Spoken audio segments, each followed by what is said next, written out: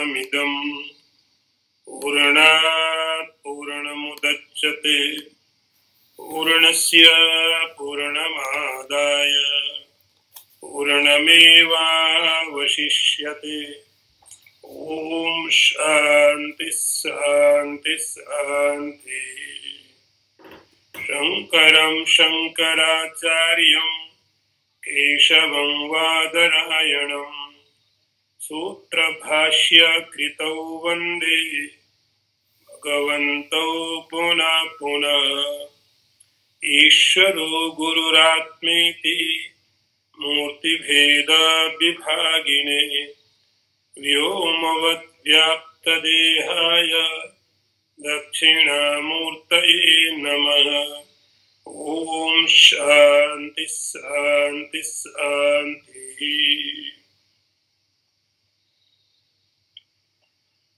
अभावना वा विपरीत भावना असंभावना विप्रतिपत्तिरस्याः संसर्गयुक्तं न विमुञ्चति ध्रुवं विक्षेप शक्ति क्षपतजस्रजम्।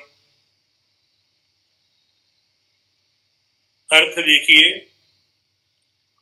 इस आवरण शक्ति के संसर्ग से युक्त पुरुष को अभावना, विपरीत भावना, असंभावना और विप्रतिपत्ति ये तमोगुण की शक्तियां नहीं छोड़ती है।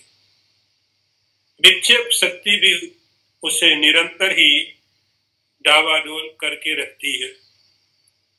अर्थ फिर देख लीजिए, इस आवरण शक्ति से युक्त व्यक्ति को अभावना, विपरीत भावना और असंभावना एवं विप्रतिपत्ति ये तमोगुण की शक्तियां नहीं छोड़ती हैं और विक्षेप शक्ति भी उसे निरंतर डावाडोल करके रखती है।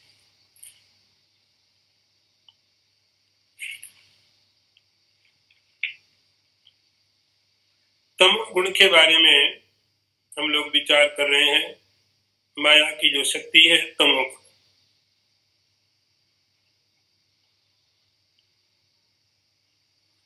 उस तमोगुण में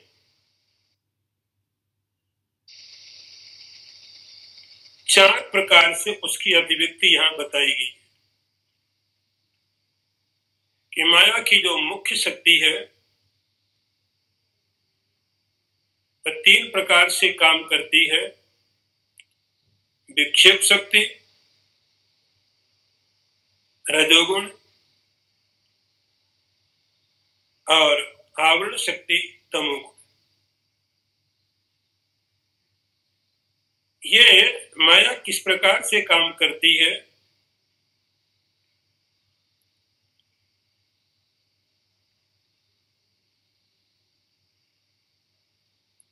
पहले हमने रजोगुण के बारे में पढ़ा, अब तमोगुण के बारे में उसकी जो आवरण शक्ति है वो क्या करती है उसको यहाँ विस्तार पूर्वक बता रहे हैं। इनर इंस्ट्रूमेंट, अंतःकरण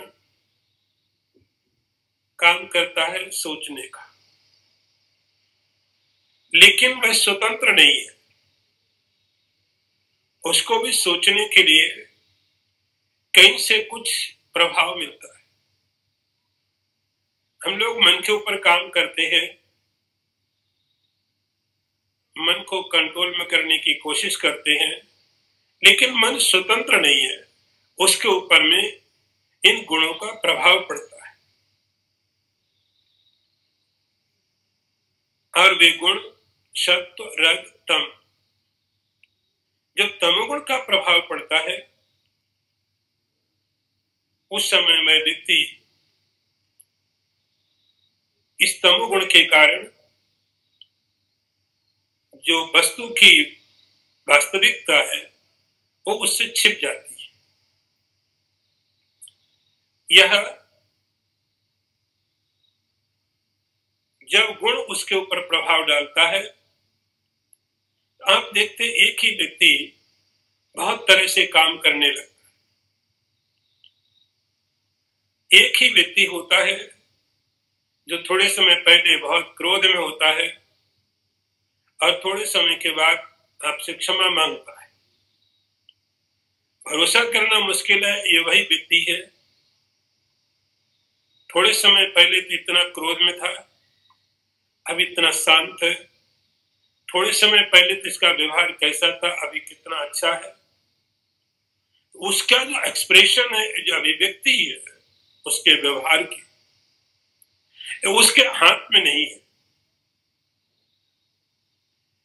वो बेचारा एक कठपुतली की तरह काम कर रहा है, वो अपने आप को रोक नहीं सकता। जिस प्रकार से निर्देश ऊपर से मिलते हैं, जैसे इंस्ट्रक्शंस उसको भेजे जाते हैं, वो आंख बंद करके उनको फॉलो करता है। इसलिए एक ही व्यक्ति अलग अलग तरीके से व्यवहार करता है, क्योंकि उसका मन किसी और के द्वारा कंट्रोल किया जाता है। केवल उसका असर बाहर के पदार्थों में ही नहीं पड़ता, उनका असर आपके अपने स्वरूप के ऊपर, अपनी वास्तविकता पर भी पड़ता है।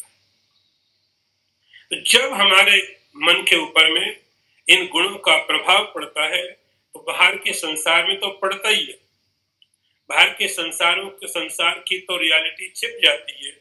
इतना हो ही नहीं है, उसके कारण आपकी अपनी वास्तविकता भी छिप जाती है। उसको शंकराचार्य जी ने यहाँ पर 4 तरह से अभिव्यक्त किया, 4 तरह से बताया। ये बातें ठीक से समझना। पहली बात, अभावना। अभावना का अर्थ होता है कि उस ब्रह्म के ऊपर में ऐसा समझना, भावना नहीं, भावना का होता श्रद्धा, फेथ, भरोसा, विश्वास। ब्रह्म का अर्थ यहाँ पर ब्रह्म लिखा नहीं है, तो आप समझना कॉन्शियसनेस, चैतन्य, आपका अपना स्वरूप,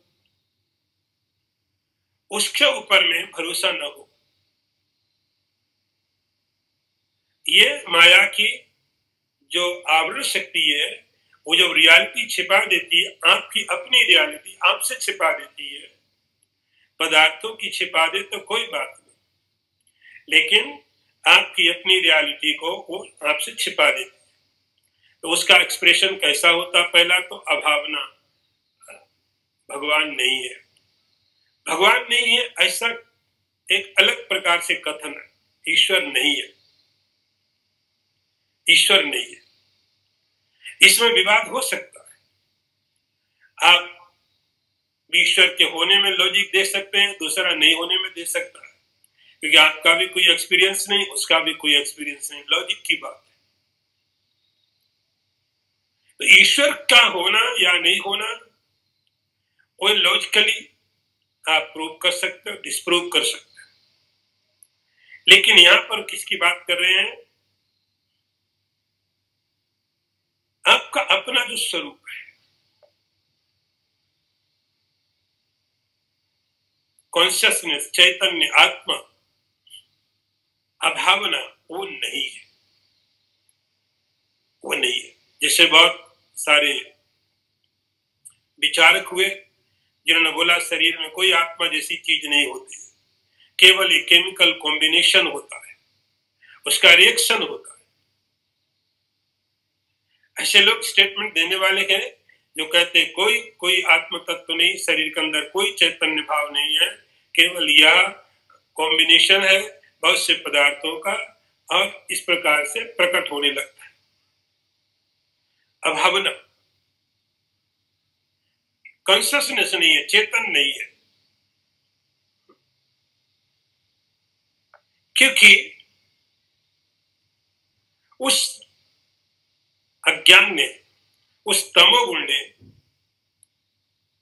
आत्म तत्व का जो दिखाई पड़ना चाहिए उसको ढक दिया, आत्म तत्व को ढक दिया, दिखता ही नहीं। जब तमोगुण ज्यादा हो जाता है, उसके लेयर बहुत हो जाते हैं, तब ये चीजें संभव होती है।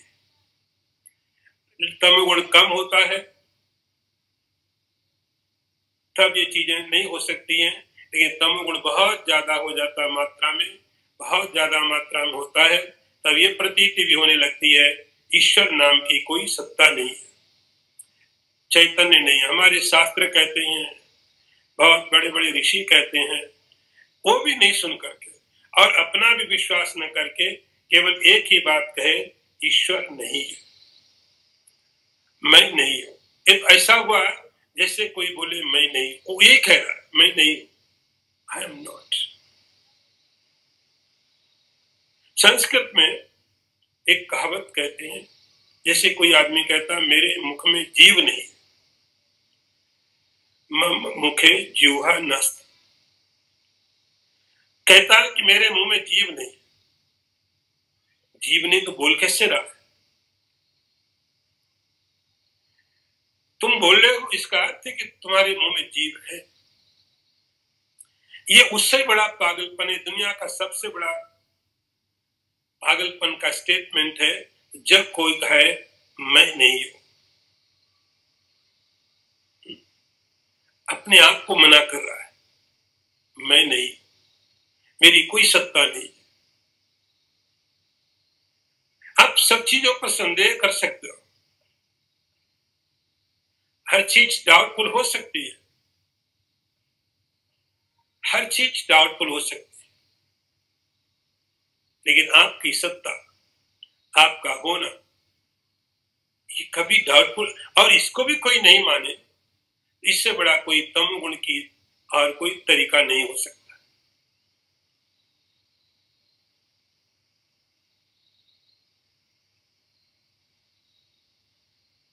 एक मुझे स्टोरी याद आ रही है,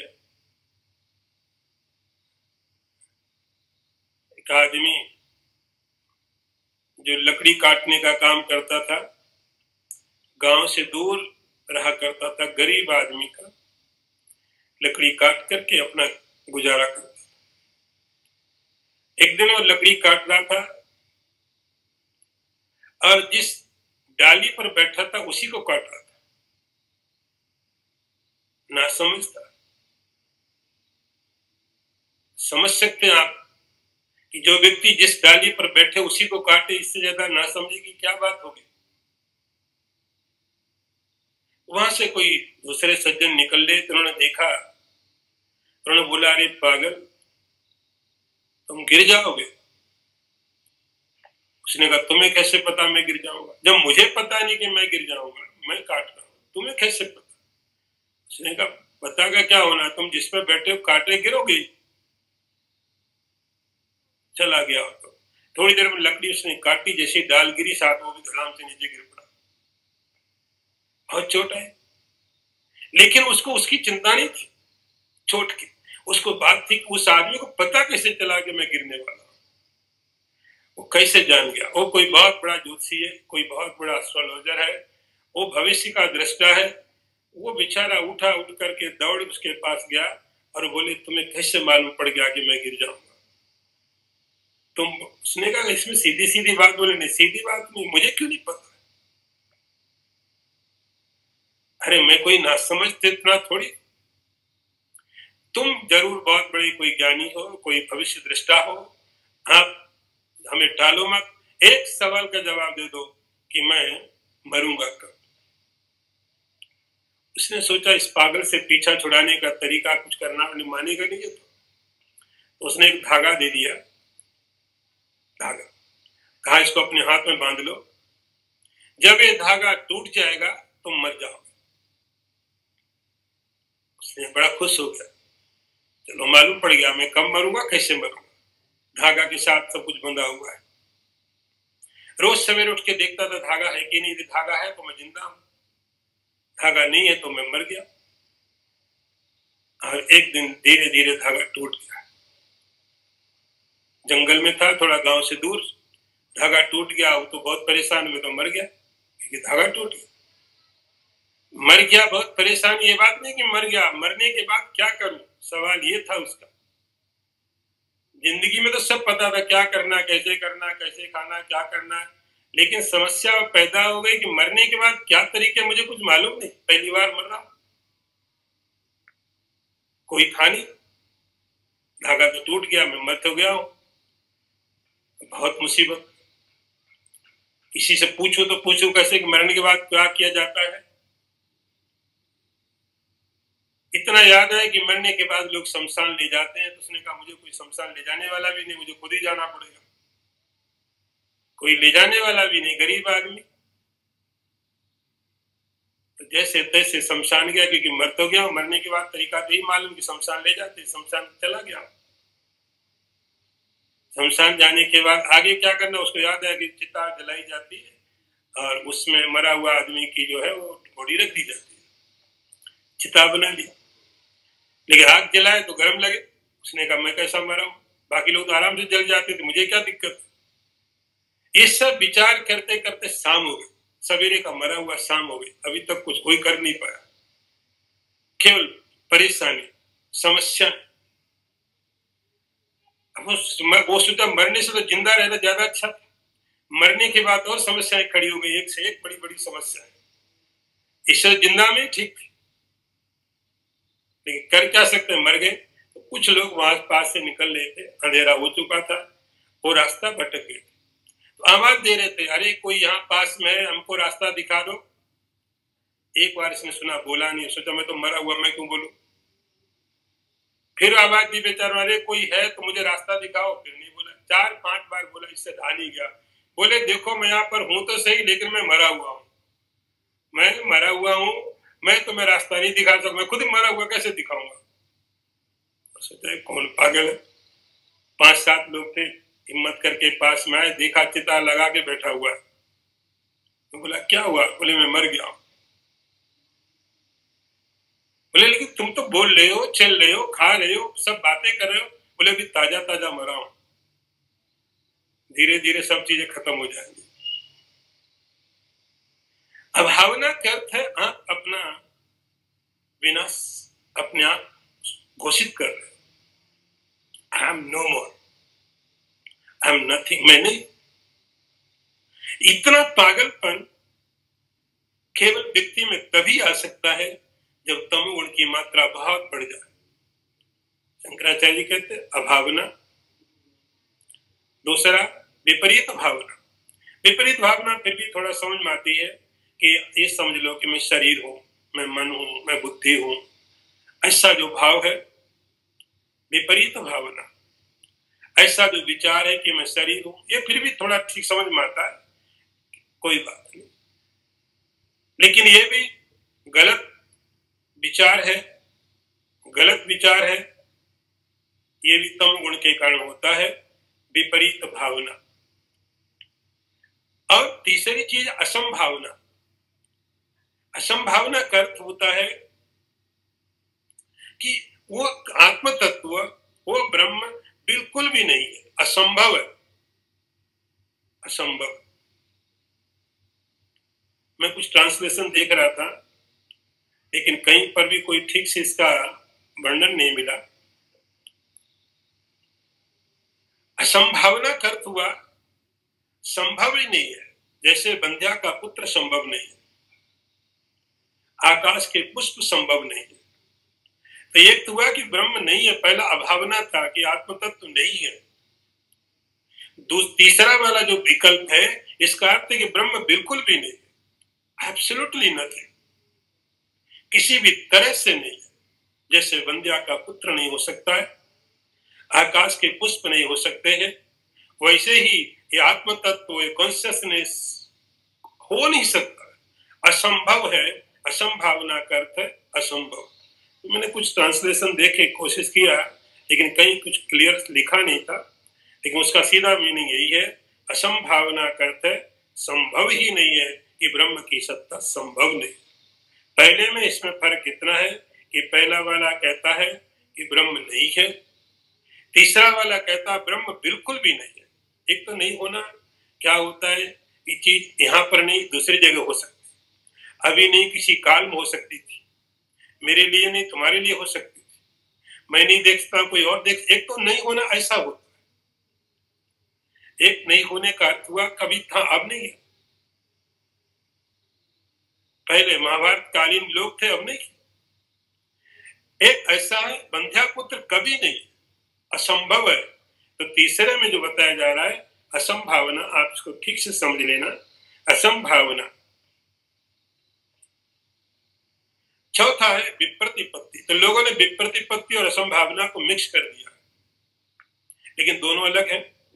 विप्रतिपत्ति का अर्थ संशय, हो भी सकता है नहीं भी हो सकता, इस ब्रह्म की सत्ता हो भी सकती है नहीं भी हो सकती है,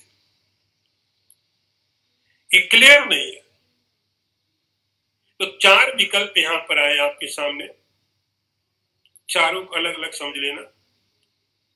अभावना का अर्थ है कि तमोगुण के प्रभाव के कारण उस व्यक्ति के अंदर बात आती है ब्रह्म नहीं है, आत्म तत्व तो नहीं है, मैं नहीं हूं, ऐसा। दूसरा में होता है विपरीत भावना, मैं शरीर हूं, मैं मन हूं, बुद्धि हूं, मनुष्य हूं, जवान हूं, बूढ़ा हूं, स्त्री हूं, पुरुष हूं, इस प्रकार की भावना विपरीत भावना है। तीसरी असंभावना, ब्रह्म बिल्कुल भी नहीं है, आत्म तत्व की कोई सत्ता कभी न थी न आगे कभी होगी, असंभव है। और चौथा है विप्रतिपत्ति, संशय, हो भी सकता है और नहीं भी हो सकता। ये चार प्रकार के विकल्प, ये चार प्रकार की स्थितियां, चार प्रकार के विचार, संसर्ग युक्तम न विमुंचति ध्रुवम। शंकराचार्य जी ने कहा कि जिस व्यक्ति के अंदर में तमोगुण का प्रभाव होगा, ये चार प्रकार के विकल्प उसको नहीं छोड़ते, क्योंकि जो रियलिटी है, जो वास्तविकता छिपी हुई है। आवरण शक्ति क्या करती है कि जो वस्तु तत्व है उसको ढक देती है, और वस्तु तत्व ढकने के बाद फिर आपके इमेजिनेशन शुरू होता है। तो उस तमोगुण के कारण, आवरण शक्ति के कारण जो वास्तविकता है आपकी अपनी, वो भी ढक गई, और वो ढकने के कारण फिर सब इमेजिनेशन, ऐसा हो सकता है, वैसा हो सकता है, नहीं हो सकता है, ये सब न विमुंचति ध्रुवम, उसको कभी ये छोड़ा नहीं करते। विक्षेप शक्ति। और उसके बाद जब ये मन में विचार आ गया, चार प्रकार के विकल्प हो गए, ये विकल्प किसके बारे में, आत्म तत्व के बारे में। आप फिर समझ लेना कि तमोगुण की इस आवरण शक्ति के कारण क्या होता है, न केवल बाहर के पदार्थों में आपको स्थिति साफ नहीं है, बल्कि अंदर जो आपका अपना स्वरूप है उसके साथ भी खिलवाड़ शुरू हो जाता है। चार प्रकार के इमेजिनेशन होते हैं, और इन इमेजिनेशन होने के कारण, चार विकल्प होने के कारण जो विक्षेप शक्ति है रजोगुण की, वो फिर काम करने लगती है। रजोगुण अपना काम आगे बढ़ा देता है। जब तमोगुण के कारण आपको उस रियलिटी के बारे में पता नहीं चलता है, तब आके रजोगुण उस चीज को और आगे बढ़ा देता है, निरंतर आगे की तरफ चलता है। विषय बहुत गहरा है, लेकिन हमको आगे भी चलना है। अगला मंत्र देखिए, अज्ञानम आलस्य जड़त्व निद्रा प्रमाद मूढ़त्व मुखस्तमो गुणः एतैः प्रयुक्तो नहि वेत्ति किंचित निद्रालुवत् स्तंभवदेव तिष्ठति। फिर अर्थ देखिए इसका, अज्ञान, आलस्य, जड़ता, निद्रा, प्रमाद, मूढ़ता आदि तम के गुण, इनसे युक्त हुआ पुरुष कुछ नहीं समझता है, वह निद्रालु या स्तंभ के समान जड़वत रहता। अर्थ फिर समझ लीजिए, अज्ञान, आलस्य, जड़ता, निद्रा, प्रमाद, मूढ़ता आदि तम के गुण हैं। इनसे युक्त हुआ पुरुष कुछ भी नहीं समझता है, वह निद्रालु या स्तंभ के समान जड़वत रहता है। अब तमोगुण के क्या फर्क पड़ते हैं आपके मन के ऊपर और फिर आपके जीवन के ऊपर। वो तो आपके आत्म तत्व के ऊपर इसका बताए, इमेजिनेशन आप वस्तु को कैसे करते हो। अब ये बता रहे कि तमोगुण के कारण आपका बाहर एक्सप्रेशन कैसा होता है, आप किस प्रकार से बाहर उसका व्यवहार कैसा होता है।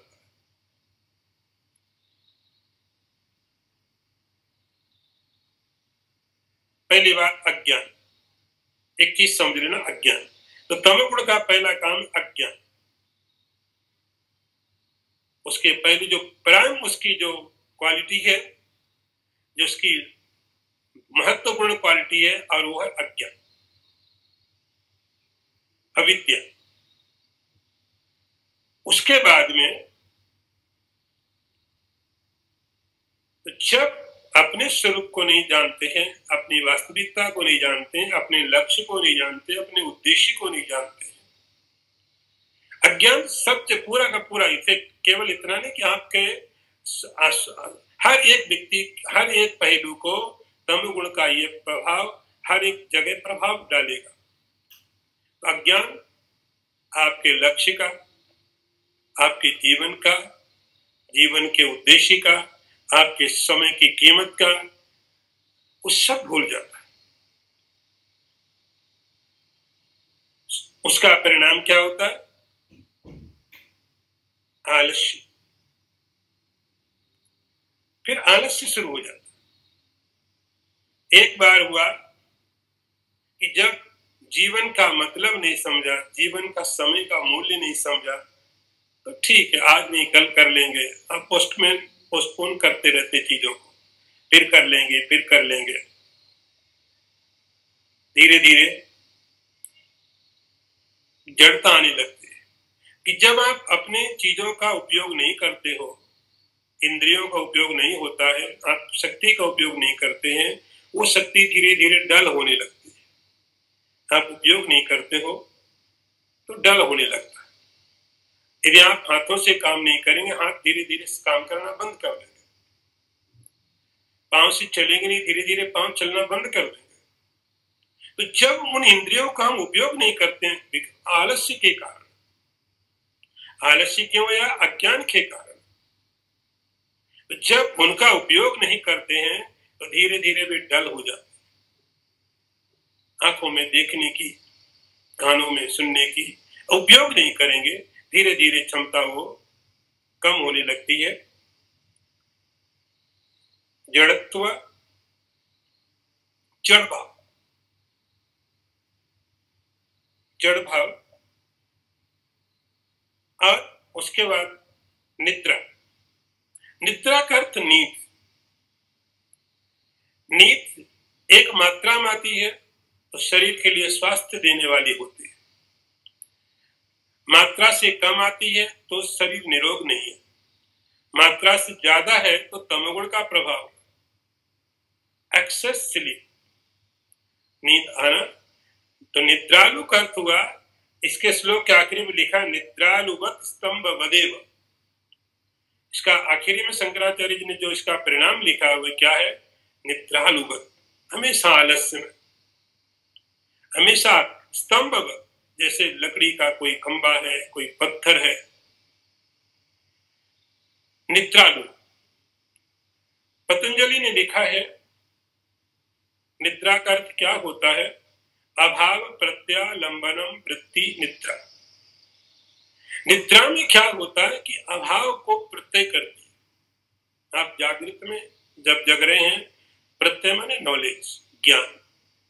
इस समय हमारे ज्ञान का विषय कोई ऑब्जेक्ट होता है, कोई पदार्थ होता है, अच्छा हो खराब हो, लेकिन कोई पदार्थ है। निद्रा में क्या होता है कि आपके अंदर कोई ऑब्जेक्ट का नॉलेज नहीं है, जड़ी भाव बोलते हैं इसको। कोई बस कोई प्रत्यय नहीं, कोई नॉलेज नहीं, कोई ज्ञान नहीं। ये स्थिति निद्रा के समय थोड़ी समय हो तो अच्छी बात है, आप थॉटलेसनेस हो जाते हैं, आप फ्रेश हो जाते हैं। लेकिन जब आप अब्सेंट माइंड, आप जाग रहे हैं, आपको अलर्ट होना चाहिए, अटेंटिव होना चाहिए, उस समय में भी मन जड़ता की तरफ जाए, उस समय भी ये मन जड़ता की तरफ को जाए।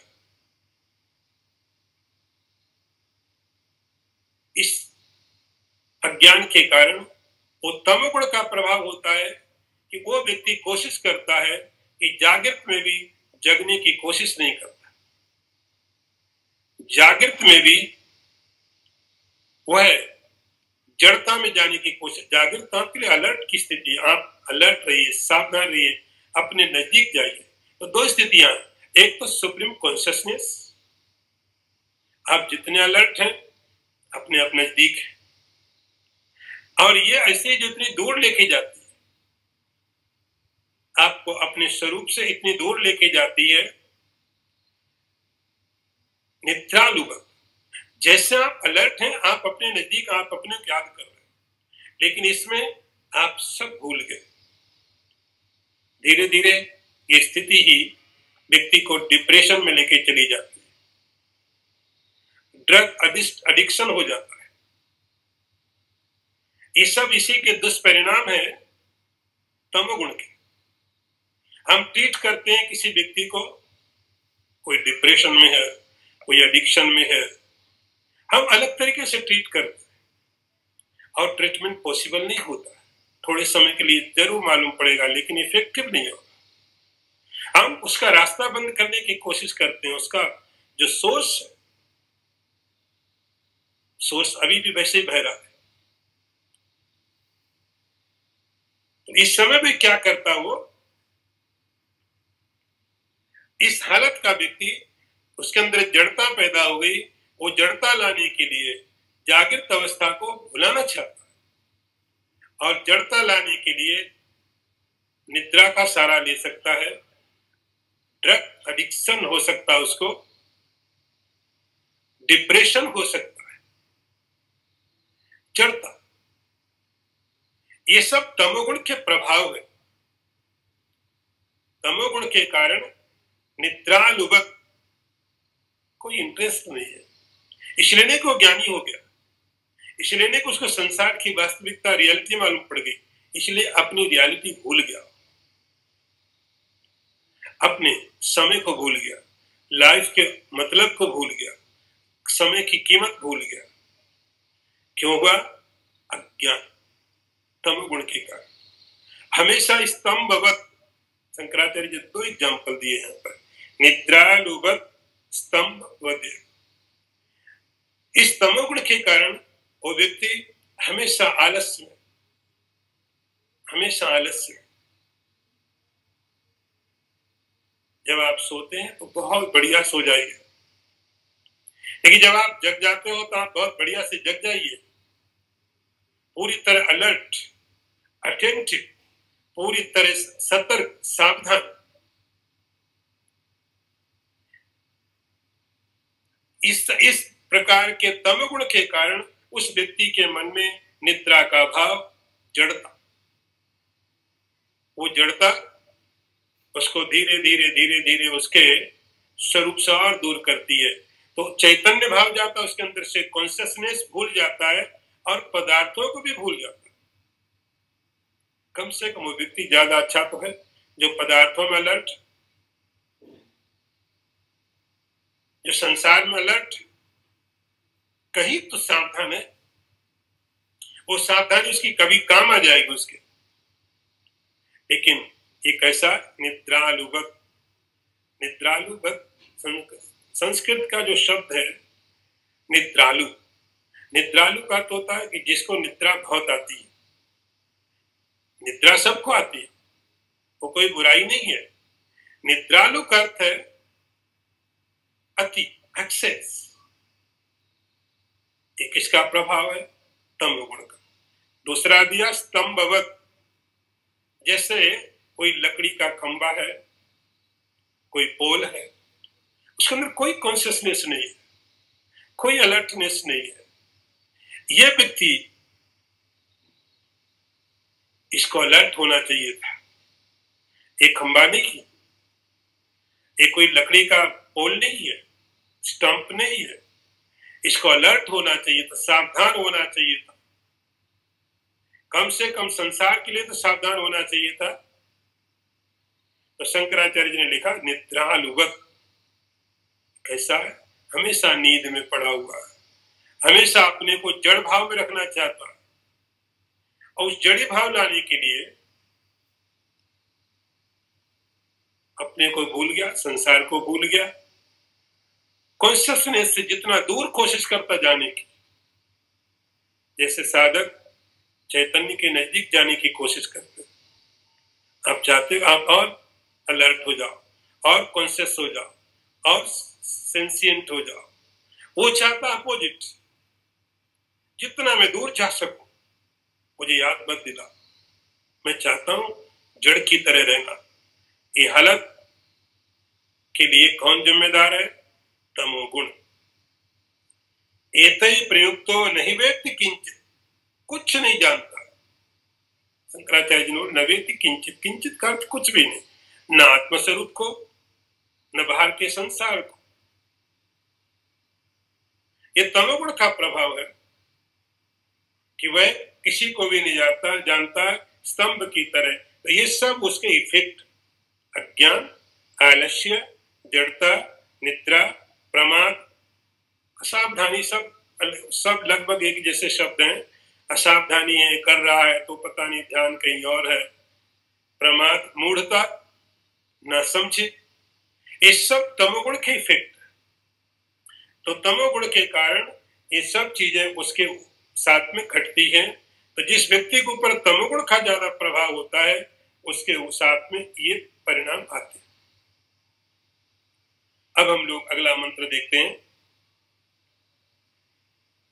सत्वं विशुद्धं जलवत् तथापि ताभ्यां मिलित्वा शरणाय कल्पते, यत्रात्मबिम्बा प्रतिबिंबितासन प्रकाशयति अर्थ इव अखिलम जड़म। मैं एक बार फिर पढ़ देता हूं।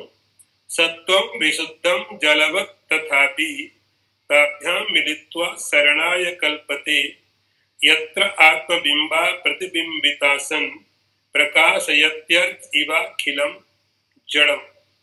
अर्थ देखिए, सत्वगुण जल के समान शुद्ध है,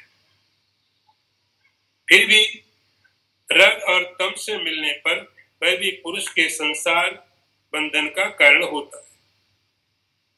इसमें प्रतिबिंबित होकर आत्मबिंब सूर्य बिंब के समान समस्त जड़ पदार्थों को प्रकाशित करता है। अर्थ फिर मैं एक बार फिर करता हूं। सत्वगुण जल के समान शुद्ध है, तथापि रज और तम से मिलने पर वह भी पुरुष के संसार बंधन का कारण होता है। इसमें प्रतिबिंबित होकर आत्मबिंब सूर्य के समान समस्त जड़ पदार्थों को प्रकाशित करता है। अभी तक हमने रजोगुण और तमोगुण के बारे में पढ़ लिया, कैसे काम करते हैं, क्या इफेक्ट आते हैं आपके मन के ऊपर। तो रजोगुण और तमोगुण हो गए। अब माया का जो तीसरा एस्पेक्ट है, माया की जो तीसरी शक्ति है, सत्वगुण। अभी तक तो हमको लगा कि माया की सारी शक्ति हमारे अगेंस्ट है,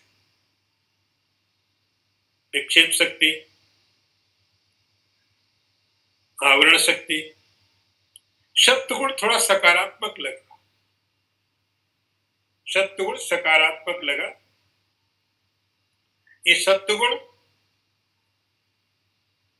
किस प्रकार से हमारे जीवन में, हमारे मन के ऊपर में असर डालता है। तो पहले सत्वगुण का स्वरूप समझिए। सत्वगुण का स्वरूप क्यों है, उसकी सत्ता क्यों है, उसका स्वरूप क्या है, फिर मालूम पड़ेगा उसका इफेक्ट आपके लाइफ में कहां पर और कैसे। तो शंकराचार्य कहते हैं सत्वम विशुद्धम जलवत् तथापि। सत्वगुण कैसा है? विशुद्ध। यदि प्योर सत्व है तब कैसा है? जलवत्, जल की तरह। जैसे शुद्ध पानी, शुद्ध पानी होता है, ट्रांसपेरेंट होता है। हम कभी यहाँ नीचे नदी में देखते हैं, आजकल तो वर्षा भी नहीं है। वर्षा नहीं मतलब जो वर्षा वाली वर्षा नहीं है। तो आप नीचे के एक पत्थर देख सकते हो, इतना क्लियर है, एक एक पत्थर आप देख सकते हो। तो पानी आपकी जो विजन है, आपकी दृष्टि है, उसको रोकता नहीं, ट्रांसपेरेंट, शुद्ध है। तो इसी प्रकार जो सत्व गुण है और पानी की तरह प्योर है, ट्रांसपेरेंट है।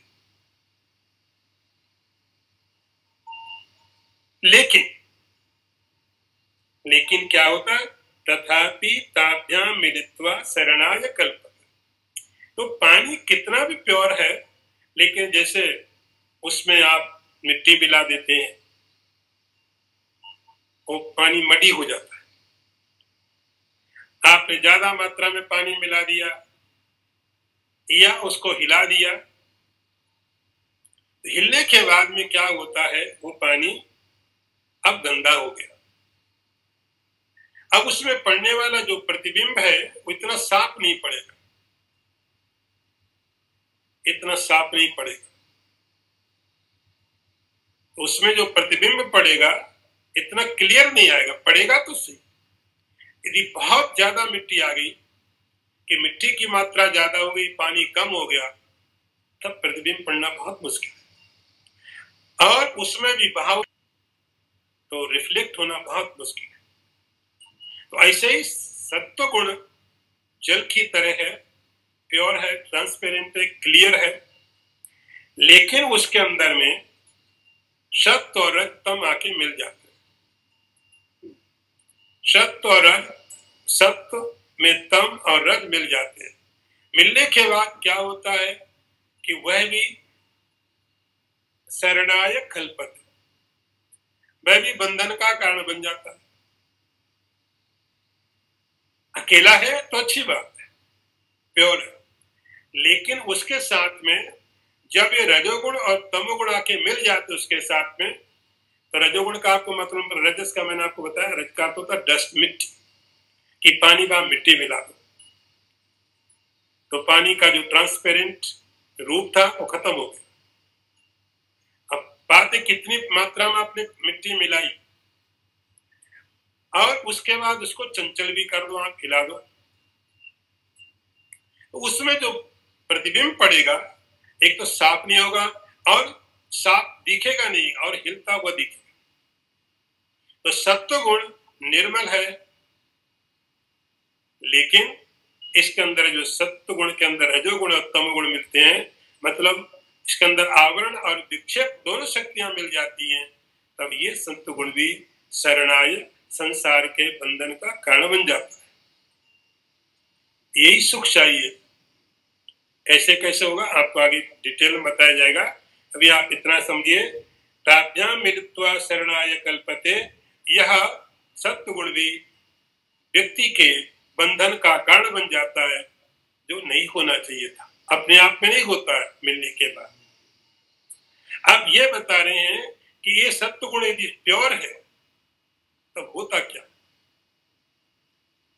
यत्रात्म बिंबा प्रतिबिंबितासन। तो आपने जैसे पढ़ा वेदांत में कि आपके अंतःकरण के अंदर में चैतन्य का प्रतिबिंब पड़ता है, चैतन्य का प्रतिबिंब अंतःकरण के अंदर पड़ने का मतलब है कि जब आपके अंतःकरण के अंदर में ये तीनों गुण है, सत्व भी है, रज भी है, तम, और गुण तीनों गुण हमेशा रहते हैं, बस क्वांटिटी की बात है, क्वांटिटी की बात। तो ये तीनों गुण हमेशा रहते हैं, और इन गुणों में जो सत्वगुण का पार्ट है, उस सत्वगुण के पार्ट के ऊपर में, क्योंकि वो निर्मल है, उस चैतन्य का प्रतिबिंब पड़ता है। तो आपके मन के अंदर में, आपकी बुद्धि के अंदर में, अंतःकरण के अंदर में जो तीनों गुण हमेशा है, उन तीनों गुणों में जो चैतन्य सत्व गुण का पाठ है, वहां पर आकर के यत्र आत्म बिंबा प्रतिबिंबितासन, इसमें आके आत्मा का बिंब पड़ता है, प्रतिबिंब रिफ्लेक्ट होता है। इसकी क्वालिटी है। तो ये सत्व गुण के अंदर में उस चैतन्य का प्रतिबिंब पड़ता है,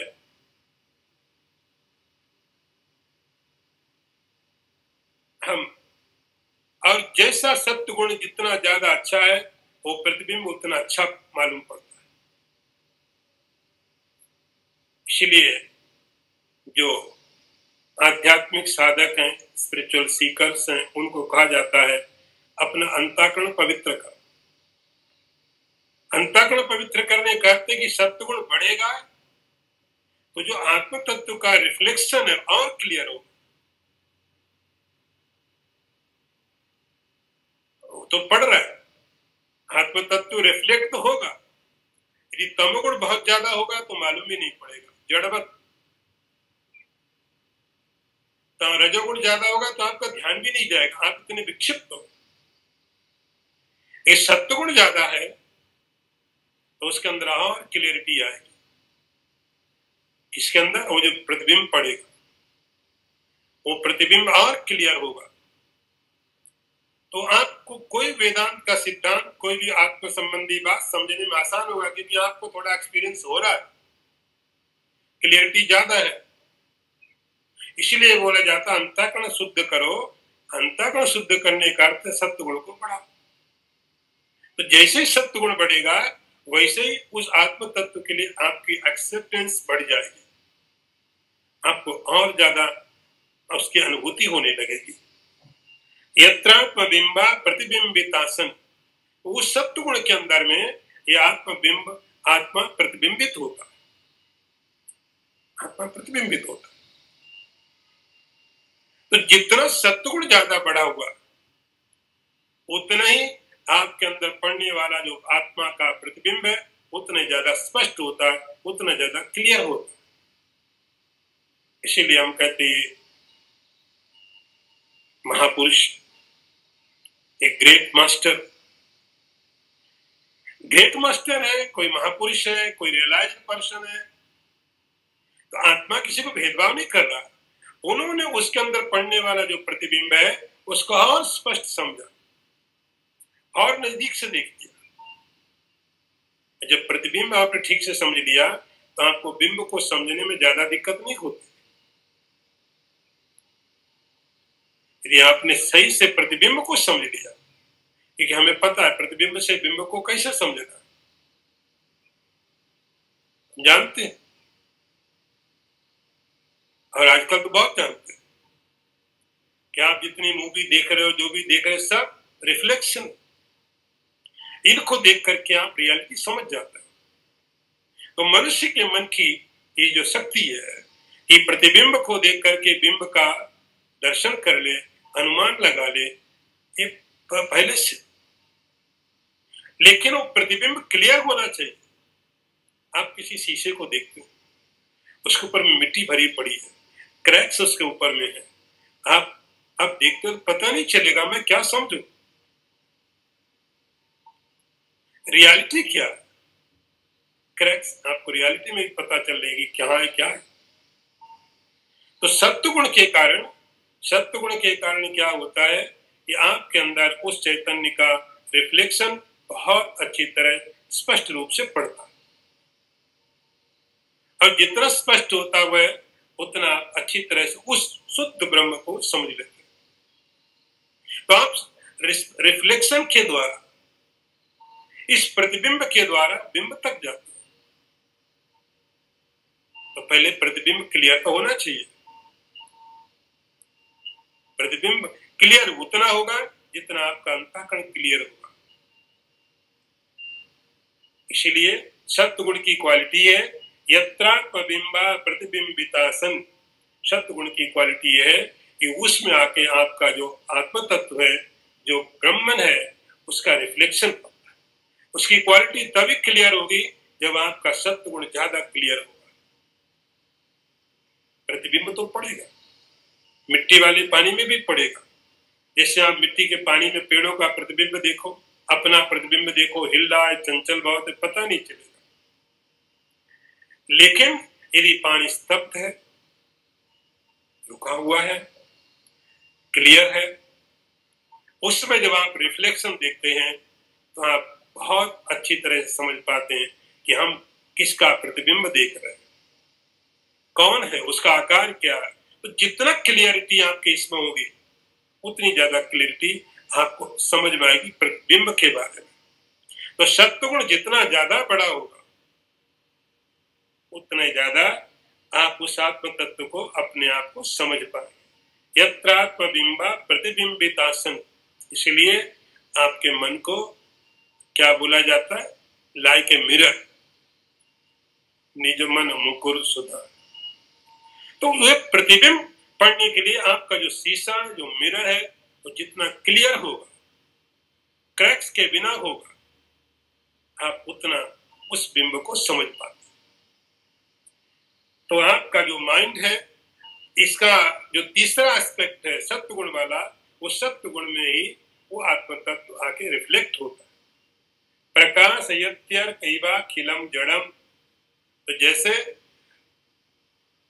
ये सूर्य रिफ्लेक्ट होता पानी में, और रिफ्लेक्ट होने के बाद, प्रतिबिंबित होने के बाद सबको प्रकाशित करता है। जैसे कमरे के अंदर आप बैठे हैं, कमरे के अंदर डायरेक्ट सनलाइट नहीं आ रही,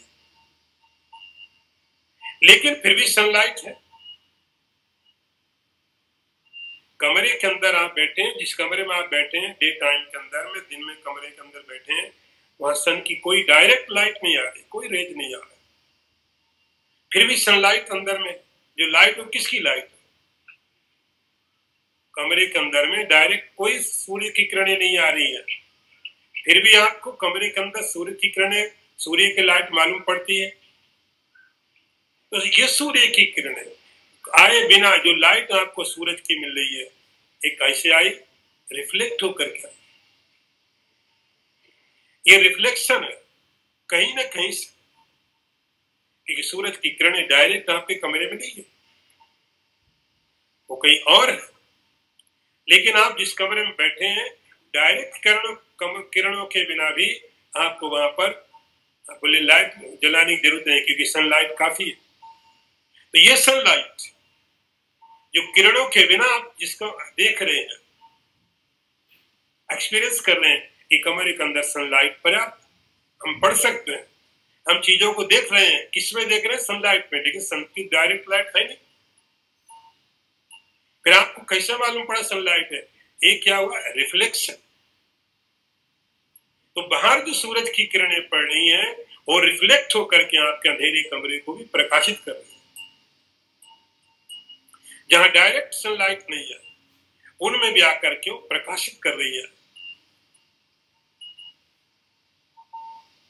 प्रकाश इवाखिलम जड़म, तो शंकराचार्य कहते हैं जैसे सूरज समस्त जगत को प्रकाशित करता है, प्रकाश देता है, ऐसे ही आपके अंदर जो सत्व गुण है, सत्व गुण के अंदर में वो सूरज की तरह चैतन्य का प्रतिबिंब पड़ता है, और वो प्रतिबिंब जिसको आप इंडिविजुअल सोल बोल सकते हो, जीवात्मा बोल सकते हो, लिमिटेड सोल बोलो, कुछ भी नाम, चिदाभास बोलते, उसके द्वारा सारा जगत प्रकाशित होता है। प्रकाशित माने एक्सपीरियंस, ये सब जगत प्रकाशित करते, आप सबको एक्सपीरियंस कर रहे, सबको देख पा रहे हो, सबको आप अनुभव कर पा रहे हो। अनुभव करने वाला कौन, तो उसकी किरणों के कारण, जैसे सूरज की किरणों के कारण सारा जगत प्रकाशित हो रहा है, वैसे उस आत्म तत्व का प्रतिबिंब इस सत्वगुण में पड़ता है, और वही प्रतिबिंब फिर सारे के सारे जगत को ज्ञान रूप से मैं जानता हूं, इस रूप से। आप ये भी जानते, वो भी जानते, आप ही तो जानते, वो प्रतिबिंब सारे जगत को प्रकाशित करता है। आज यहीं पर ओम पूर्णमदः पूर्णमिदं पूर्णात् पूर्णमुदच्यते पूर्णस्य पूर्णमादाय पूर्णमेवावशिष्यते। ओम शांति शांति शांति। शंकरं शंकराचार्यं केशवं वादरायणं सूत्रभाष्य कृतौ वन्दे भगवन्तौ पुनः पुनः। ईश्वरो गुरुरात्मेति मूर्तिभेद विभागिने व्योमवद्व्याप्तदेहाय दक्षिणामूर्तये नमः। ओम शांति शांति शांति।